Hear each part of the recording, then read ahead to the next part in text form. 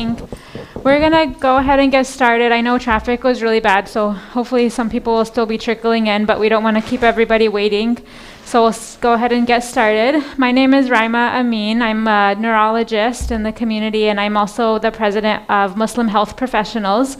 So we've helped to co-host today's event.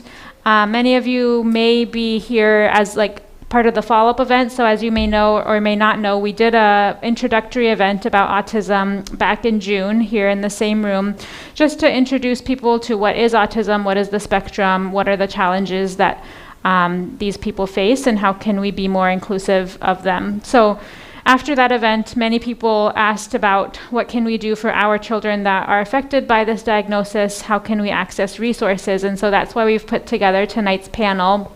We're very lucky to be able to host representatives from many organizations in the community, and I'm so excited to hear more about them from them directly. So I won't take up too much time, but I just wanted to make a couple of announcements. One, there are snacks and tea over there, so please don't be shy. Those should be gone by the end of the event, so make sure you eat them. Two, Sini brought note cards.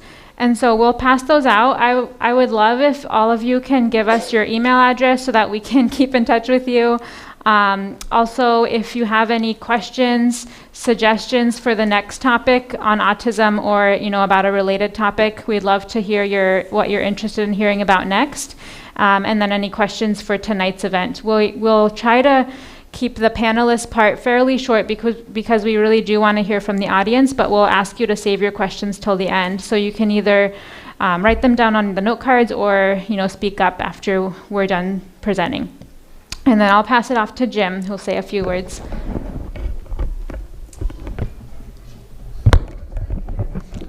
Okay, well, thank you, everyone. It's a privilege to be here. It's an honor to be invited back. I was part of the June, and I am also going to take a very short period of time.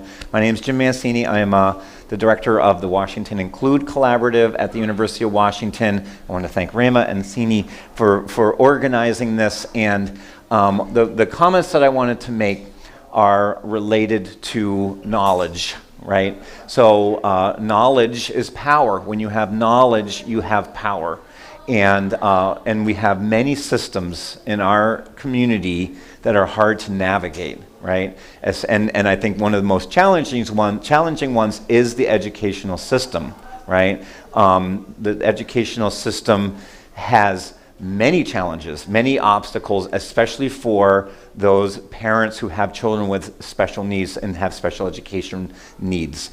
And it is extra hard when you are a person of color, when you are a minority or you're an underserved community, right? And our society isn't set up to support all of us. So it's extra important to learn those advocacy skills, to have that knowledge, to be that strong advocate for your family and for your community. I just love coming to these events because the sense of community is so strong.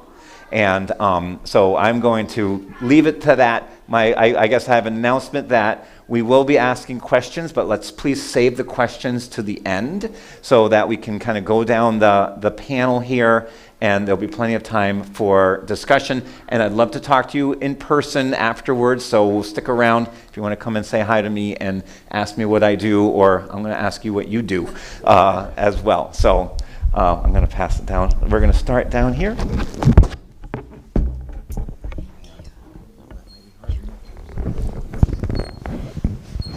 Assalamu alaikum, everyone. My name is Tawsan Mohammed. I am the founder and executive director for a non-profit organization which is called HRP and GP, International Organization for Human Rights Protection and Global Peace.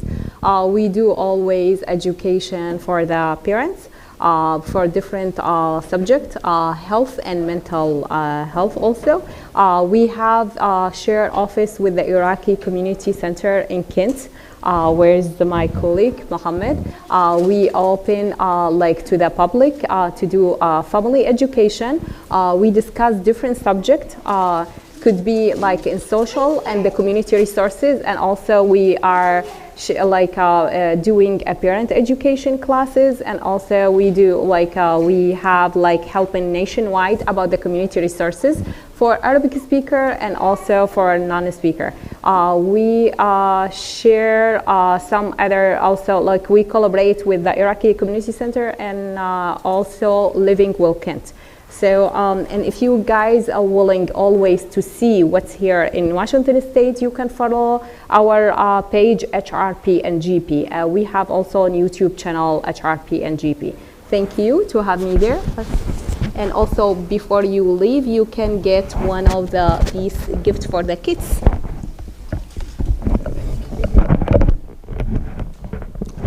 This is the way or the other way. Navigating the headphone is more difficult than the system sometimes. Assalamu alaikum. This is Mohammed Akmoush. I am from the Iraqi Community Center.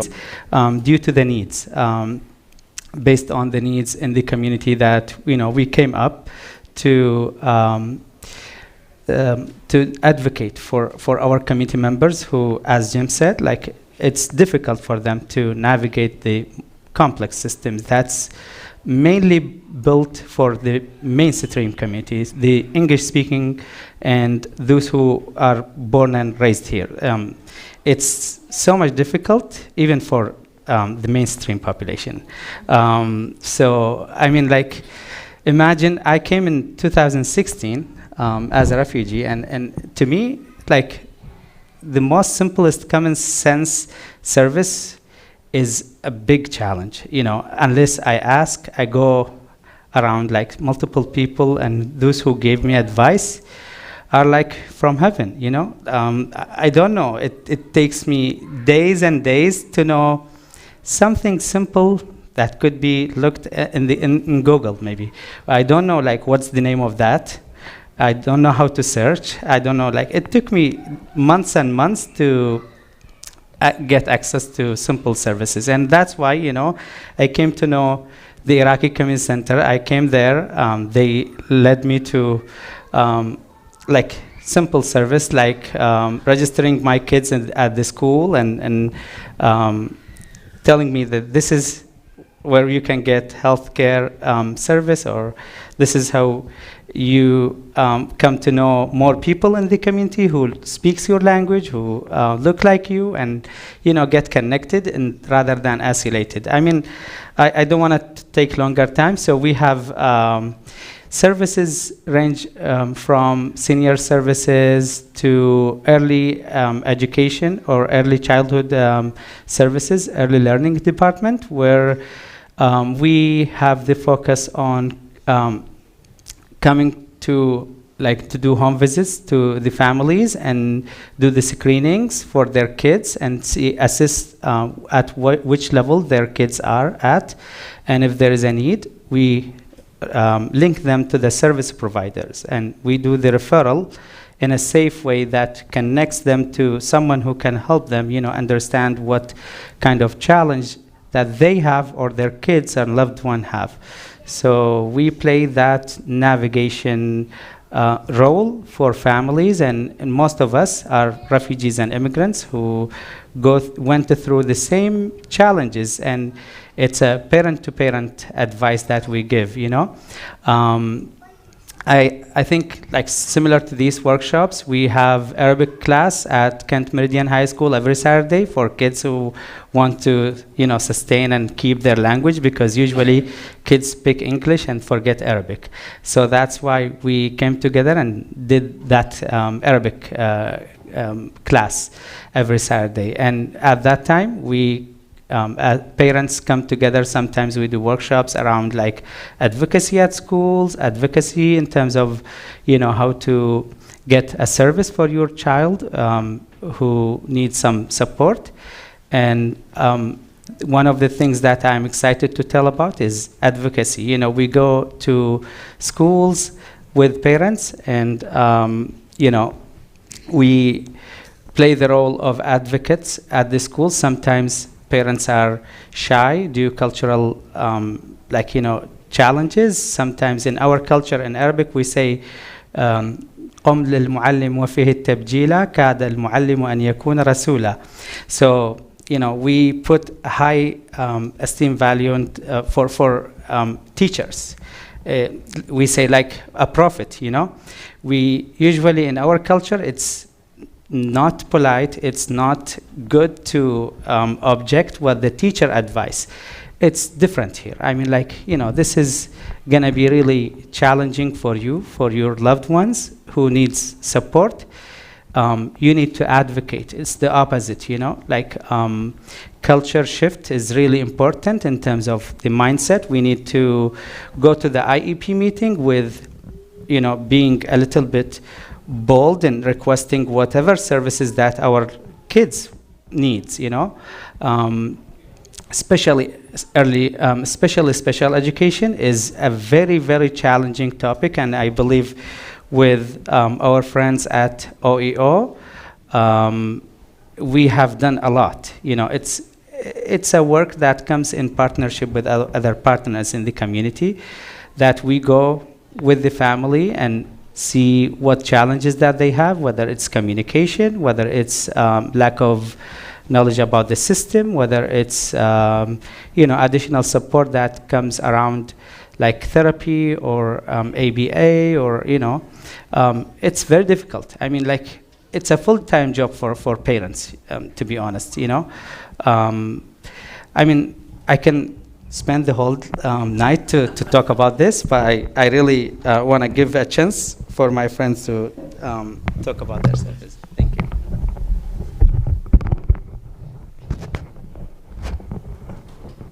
I don't even know if I have it on right. Looks like you do. I hope y'all can hear me. Hi, everyone. I was nodding my head the whole time that you were speaking, because so much of what was shared just now can really resonate. And I don't mean just, professionally, but personally. So I was nodding my head through the whole time. My name is Yordanos Gabra Amlach, and I work in the Office of the Education Ombuds, or OEO for short. And OEO, should I be following slides here? OEO, let me see if I can follow you here. I'll follow you here. So OEO is a statewide agency that was created by the legislator in 2006. And we were created to help reduce the opportunity gap. And I think the word help is important because, as was just shared, we can't do it by ourselves. We really shouldn't. It takes partnership and building that trust and leaning on each other's strengths to be able to do that. So it was a statewide agency that was created again to help reduce the opportunity gaps. We work with families, community members, sometimes educators might call us. Sometimes we receive calls from, say, Seattle Children's. I would say most of the time we hear from caregivers, right? Parents, grandparents, aunts, uncles. Sometimes we hear from students, although we're looking to build that trust and the numbers there. But there are sometimes youth who reach out to us too with a question, or something is going on at school and it's stagnant, or things are getting worse. But again, most times we hear from caregivers. And basically, if I were to explain the work that the office does in sort of like 3 areas, like 3 buckets. One bucket would be casework, so sharing information, sharing maybe guidance, being like a sounding board. So for example, someone calling and sharing what's going on, and we can come up with, here might be a few options to explore. What do you think of this? Here's an option. What might be a concern that you feel here, if, that sort of thing. So we can just kind of be, without communicating with the school or with the district, we can just hear what's going on, share information, and some possible resolutions to that. Sometimes it's more than that if we have written consent to do so. So if we get permission, somebody signs a form, and it might be helpful to actually maybe attend a meeting or to communicate with someone at school, or to communicate with someone in the school district, or maybe even in another state agency altogether, then we might do that as well. And a little bit, I'll get into what our strategic plan is. But anyone who has a question or a concern about a student in Washington State, that student is anywhere from kindergarten to 12th grade. And for some students, specifically students with disabilities who maybe there are above 12, like in a transition program, but they're still technically enrolled with K-12 public education, then we also can work with those questions or issues that are coming up. So that's sort of like one bucket, right? The casework. And we can share information at the intake level or assign it and do casework. The second kind of bucket of work is outreach and doing workshops. So sometimes an organization, whether it's a community-based organization or maybe even a school, might say, the people who access our services would like a workshop on, for example, harassment, intimidation, and bullying. What are our rights? What should happen when we bring a concern about bullying? Sometimes that workshop might be about the special education process. You know, what's the difference between an IEP and a 504? What are my rights? Am I supposed to, can I bring someone to the meeting? Just sharing that information around policy, around, again, what students' rights are, what parents' rights are in that process. We might be asked to do a workshop on attendance. For example, if there's a concern about a student who is not attending school for whatever that reason are, maybe they're being pushed away from school. There's so many reasons why students don't go to school, but it's communication, right? If a student is not going to school, they're communicating something that's going on. So sharing information about what might be some options when we're in that, what's going on there that's kind of pushing the student out. What should, say, the school or the district do before, say, creating a formal process to address attendance. So it could be lots of different topics that we might do workshops on. The third bucket, and the final sort of bucket, if I were to create, those three buckets, is policy work. So every year, given everything that we hear about, we write policy recommendations annually. And this is an opportunity for our office to say, okay, we have this policy, but the real life situation, what's really actually happening in the school system is this. And these are our thoughts from the everyday situations that are coming to our office, what we feel could help make this system actually equitable to everyone. Jim was sharing, the system wasn't designed for disabled students. It wasn't designed for students who, for example, are English language learners, even though we have the program. I mean, there are so many ways that this system was not designed for people. So it gives us an opportunity to share our recommendations based on real world stories that are happening. And then we also sit on policy committees as well as part of the policy work. The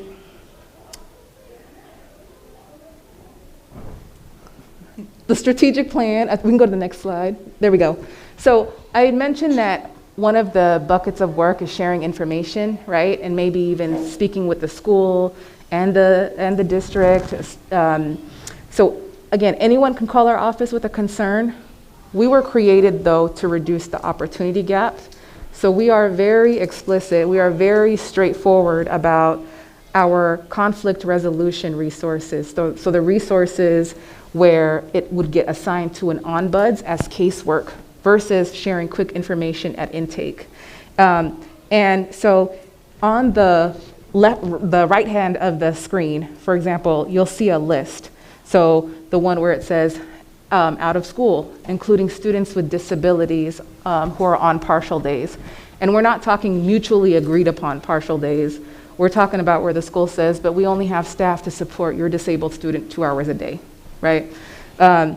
People of color, Native. Let's see here. Also, students who are experiencing homelessness, students who are in kinship or foster care, students whose primary language or caregivers whose primary language is other than English, students who are in wraparound intensive services or in long-term, the CLIP program, the Children Long-Term Inpatient Program, and also students who are detained in the juvenile legal system. So can anyone call our office for questions and concerns? 100%, absolutely. The list that is on the screen, though, are the lists that would get assigned to a senior ombuds for work that's a little bit more ongoing than information and brainstorming at the intake level. And we can go to the next slide. This is, again, on the right, it's just a screenshot of our website. There's a lot of information there about attendance, about discipline, just a lot of different K-12 public education related questions or concerns. The website is available in currently 20 languages and counting. So we'll be making updates to that as well, but that's just another place to find a resource in addition to just reaching out to us. Next slide. So common questions. The number one area that we get just year after year is special education. That is always, like when we take a look at our data at the end of every year, that's the area where there are a lot of concerns, a lot of disagreements, a lot of questions. But there's also concerns about student discipline, and we know that that is major for children of color. There continues to be a disproportionate amount of discipline where there's more leniency or guidance or benefit of the doubt for other students. So we get some discipline concerns. Again, harassment and bullying is another one. Questions about enrollment, transfers. But again, the biggest area continues to be special education. Working with OEO, and I'm going to speed this up because we've got a couple folks, but there are different ways to reach out to us. Everything always starts with an intake. It's a really short intake for us to kind of determine what would be best next steps. Is it sharing information? Is it kind of brainstorming with you about next steps? Is it sharing where to kind of locate a particular application or process, or if it falls within the strategic plan, that list that I mentioned earlier, is it assigning to a senior ombuds who can take that case on and then, again, continue that brainstorming on a longer period, or maybe reaching out to the school or school district, however that forms. Again, we don't speak to anyone without written consent, so everything stays with us. We have the capacity to work for 120 days per case, per student, per year. But life is life, right? Sometimes, let's say you worked with our office and the case closed, and then let's say it's been 3 months, but the student is out of school for whatever reason, whether it's discipline, whether it's an unresolved bullying concern, whatever that reason is. Let's say that the student is no longer in school, but you've already worked with us for that year. Please call. Because we need our students to be connected to the education that they have a right to have access to. So we'll work it out together. So either calling our toll-free number. I brought magnets today, and I'll put them out somewhere before I leave. But either reaching out to us by email, filling out an online intake. You can also fill out a time to book a consult as well. So different ways to reach out. And I think that is it for me, and I will pass it on to Rachel, but we'll be around. Any questions?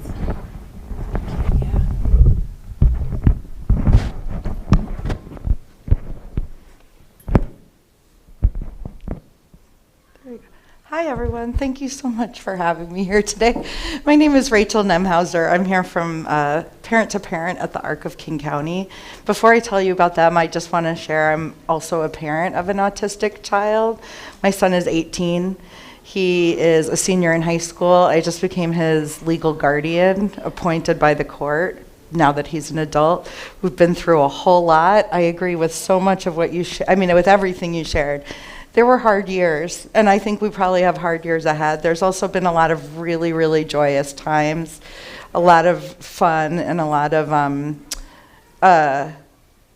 incredibly proud moments and huge accomplishments over that time, and also a lot of hard times, because I don't want to minimize that. And but anyway, I just wanted to share that, first of all, that I've been on the other side of this kind of conversation and just kind of desperate for information, or eager for information, or if nothing else, the feeling of being in a room with other parents of autistic kids.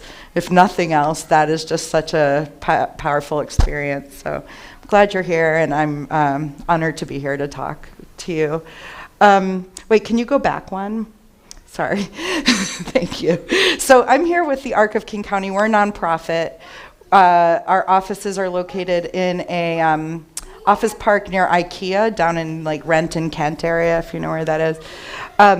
We are part of a larger network. There's the ARC of the United States, ARC of Washington. We're the ARC of King County, and we're there to support people with developmental disabilities across their lifespan. So from birth all the way till end of life.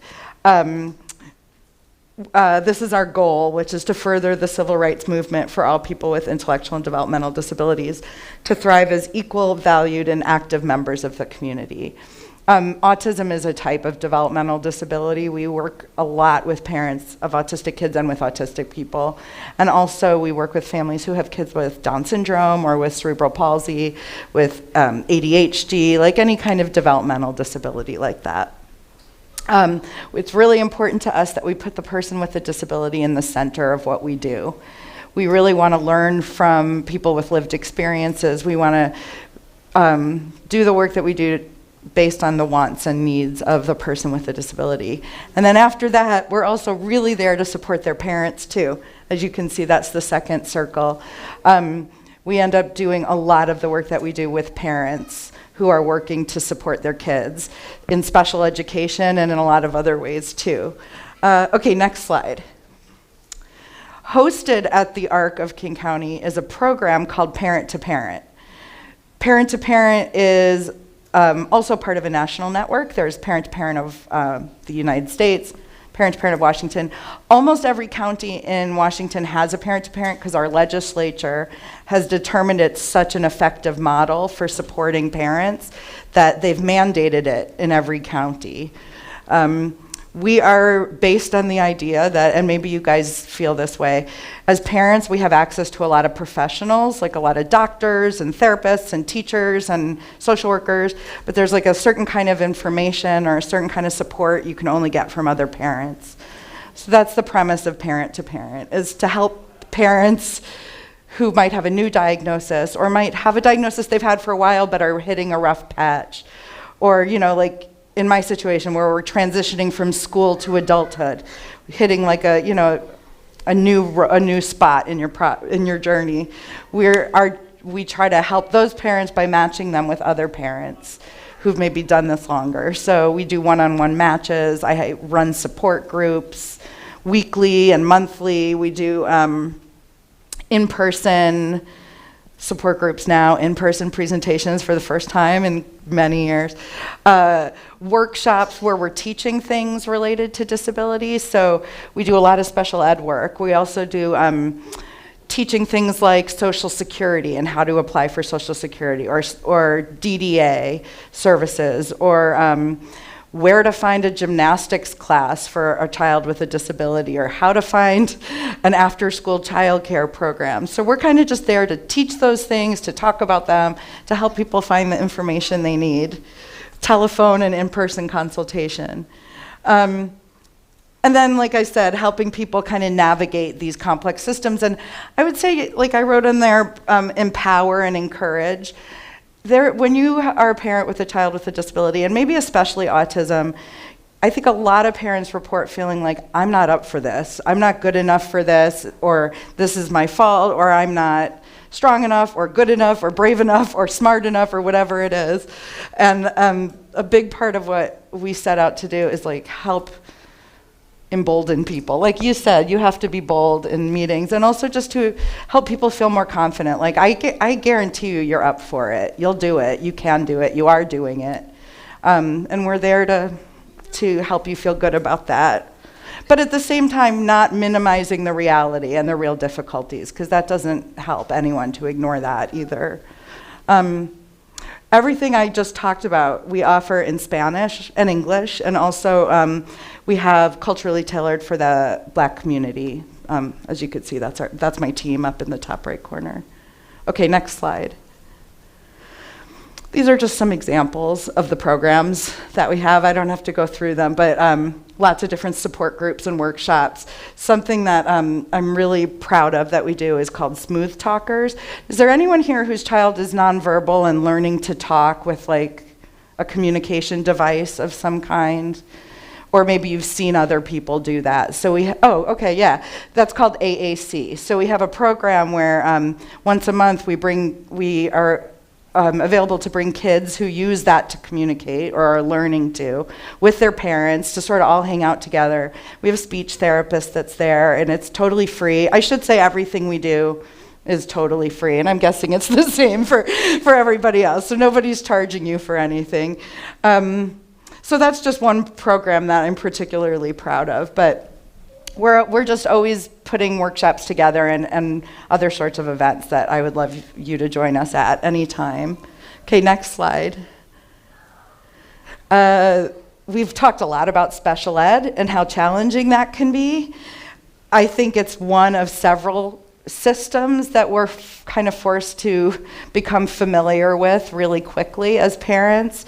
I hear a lot of people talk about navigating these systems as being pretty traumatizing, really, because it's so overwhelming and so hard. And especially, like we said, if you're not from here, if you don't speak English, or English just isn't your first language, it's just so infinitely harder.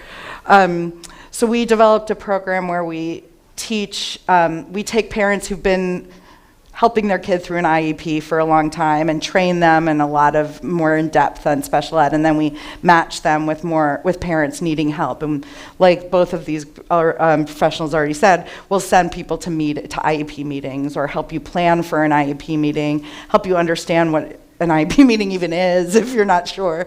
So we have this program. And also I'm available all the time for phone consultation related to special education. So as part of this program, you could always just pick up the phone and call, and I'm there to talk through concerns or problems that you're having, or just like, how does this all work? I get a lot of, my child is starting kindergarten next year. They're brand new to school. I didn't go to school here, so I don't even know what kindergarten looks like.